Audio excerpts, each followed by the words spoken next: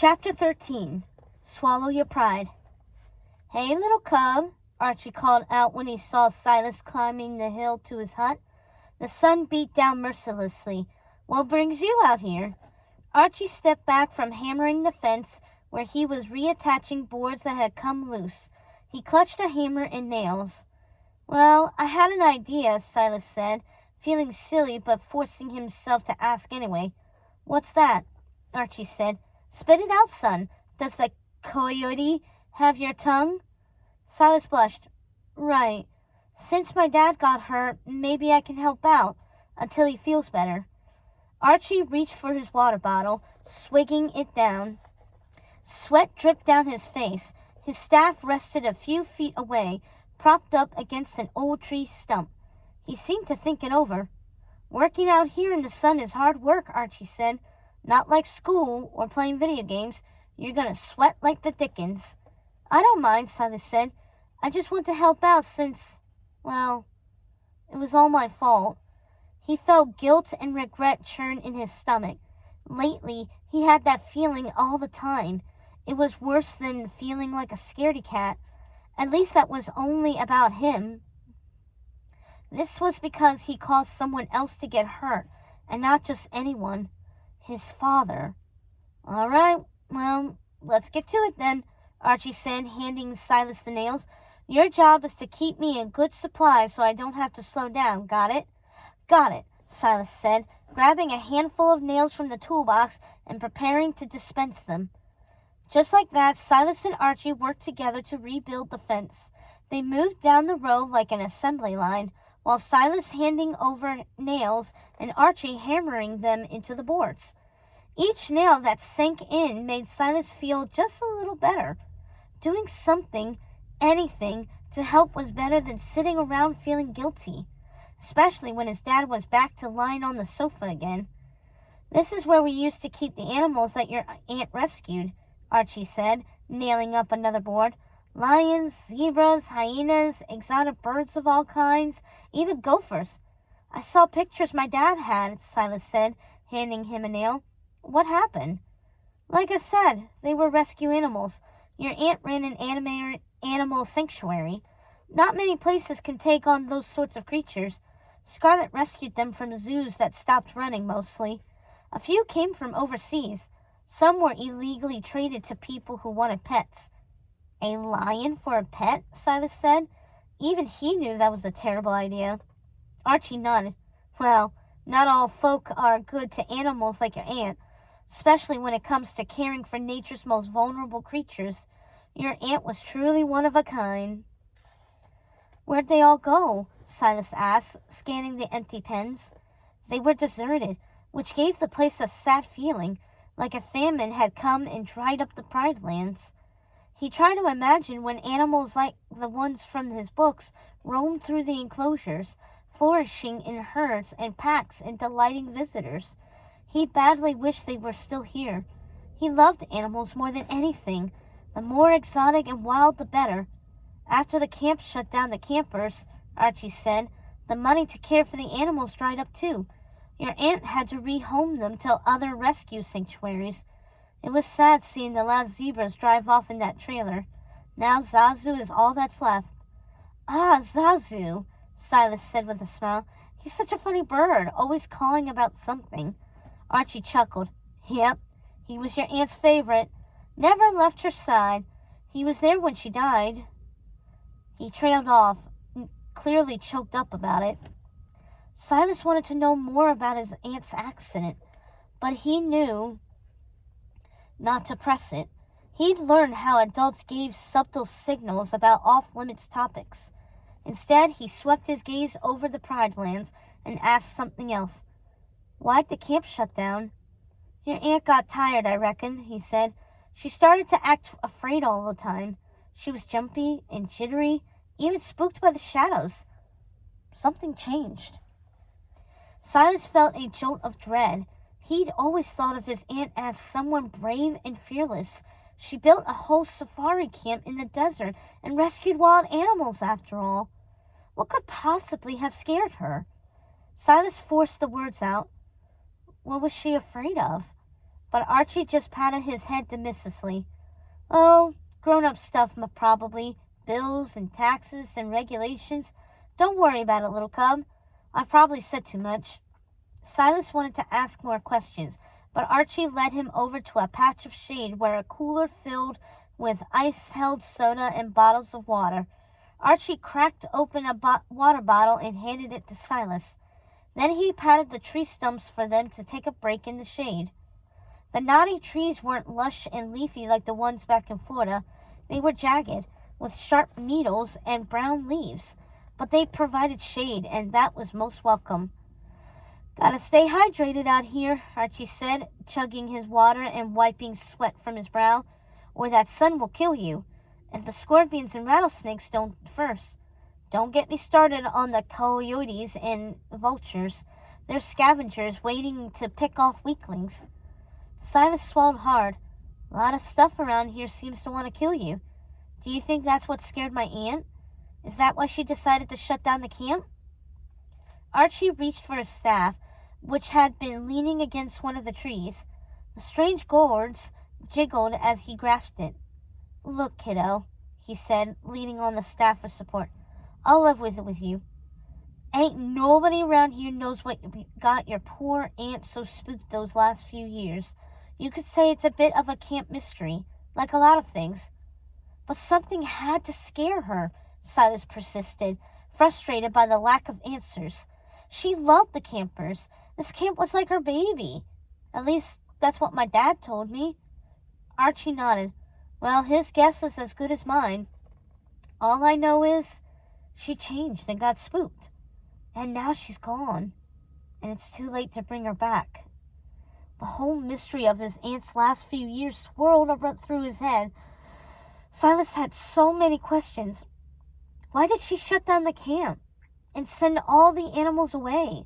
What spooked her so badly? He could think of so many dangers that lurked out here, but all he knew was one thing. Nobody was telling him the truth. Is that really what's going on in your mind? Archie said thoughtfully, or is it something else?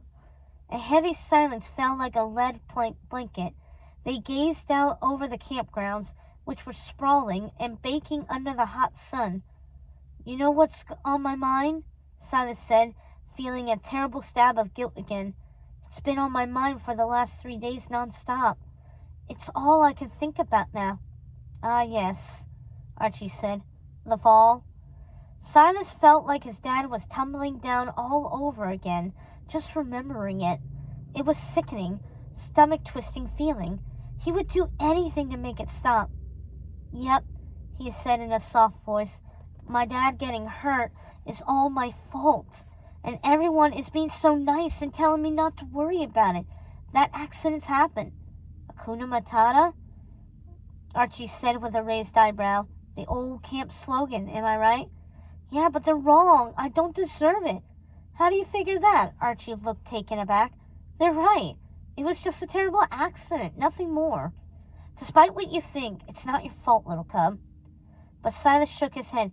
You warned me not to find the elephant graveyard. You said it was too dangerous, but I didn't listen. I was foolish, and it caused my dad to get hurt. Unfortunately, we all make mistakes sometimes, Archie said with a frown. Nobody's perfect, even grown-ups like me. Heck, I made one by telling you about the elephant graveyard. Should have kept my mouth shut. That's one of my weaknesses, I suppose. No, I like how you tell me stuff. I'm tired of everyone ignoring me. Silas wasn't used to adults caring about what he thought, or checking on him. It felt refreshing. Archie clutched his staff. Has anyone told you the camp legend about the staff? Silas perked up. He studied the polished, knotted wooden staff crowned with the cords. Nope, that it just that it belonged to my aunt, and that she carried it everywhere with her. Well, nobody knows where it came from. She called it a Pecora, and she had it before she founded the camp. Maybe she got it on some of her travels around the world, or maybe it was a gift. Regardless, legend has it that this staff has the power to summon the true spirit of Camp Pride Rock. Really? Silas said, gazing at it. Look at it closer, Archie said, holding the staff up like it possessed magical powers. He waved it around in a dramatic gesture. See anything? Not yet, Silas said, leaning closer. Look closer. It's there, Archie said. Silas leaned even closer, then thump! Archie tapped Silas on the head with the staff and broke into a grin. Silas rubbed his head. What was that for? Do you feel the spirit now? Archie said, chuckling at his prank. How about now? Thump! He thumped Silas again, this time on the shoulder. Silas giggled and swatted the staff away, only to be thumped on the back this time. Now they were both laughing. Feel the spirit? Archie teased.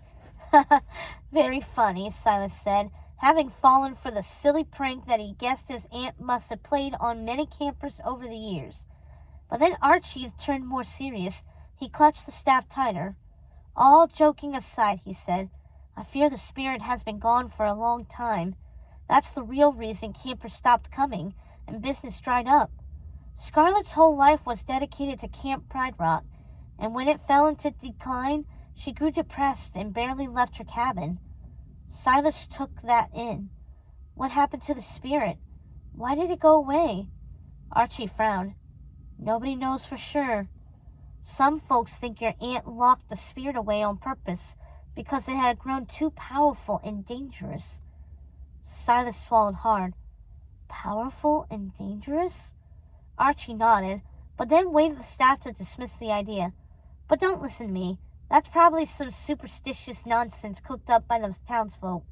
I wish you could have seen the camp back then, but now your aunt is gone and all I have left is her staff. But maybe we could bring the spirit back, Silas said. Finally, there was something he could do to help his dad. That would help my dad and bring back campers, wouldn't it? Wouldn't that be lovely? Archie said with a nostalgic expression. Then he turned to Silas. You know what? I think you should have this. It belonged to your aunt.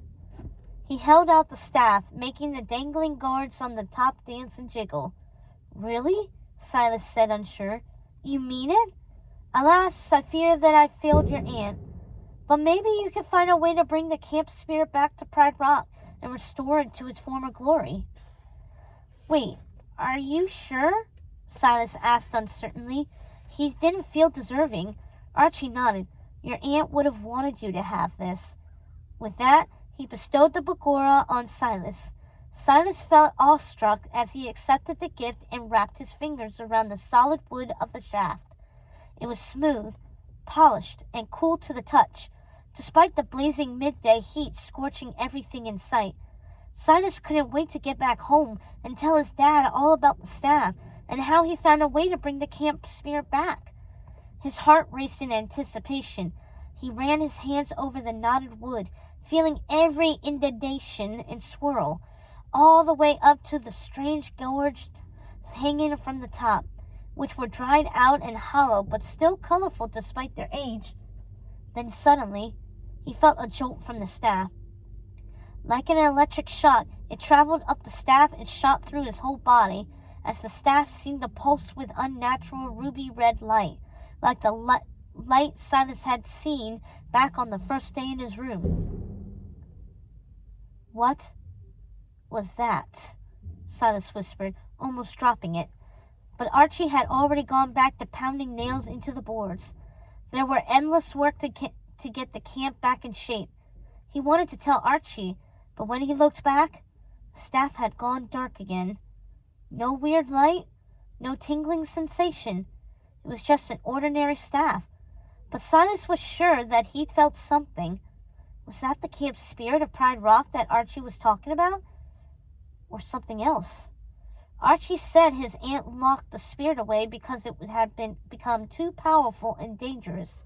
As he clutched the staff, hair stood up on the back of his neck from awe and fright at the same time, like when he read his books about deadly predators. He studied the staff closer, looking for any clue, but nothing unusual happened. Maybe it was a trick of the hot sun, reflecting off the polished wood, or maybe dehydration was getting to him. He chugged more water, feeling it slosh and gurgle around in his stomach. But still, Silas felt uneasy. Goosebumps freckled his skin despite the sweltering heat. He tried to explain the strange occurrence away, but something was weird about the staff. He was sure of it, though he couldn't prove it. The longer he held it, the more unsettled he felt. His heart skipped a beat, then raced faster. Maybe this was the answer to all their prayers and the way that he could help his dad. He felt certain that the staff really had powers. His aunt must have known about it too. That was why she carried it with her everywhere she went. That wasn't his imagination. Nobody was going to believe him, but they would eventually. For the first time since before they moved, Silas felt hopeful again. This staff was his chance to make everything better. He couldn't wait to finish helping Archie on the fences and get back home to examine the staff closer and find a way to bring the camp spirit back.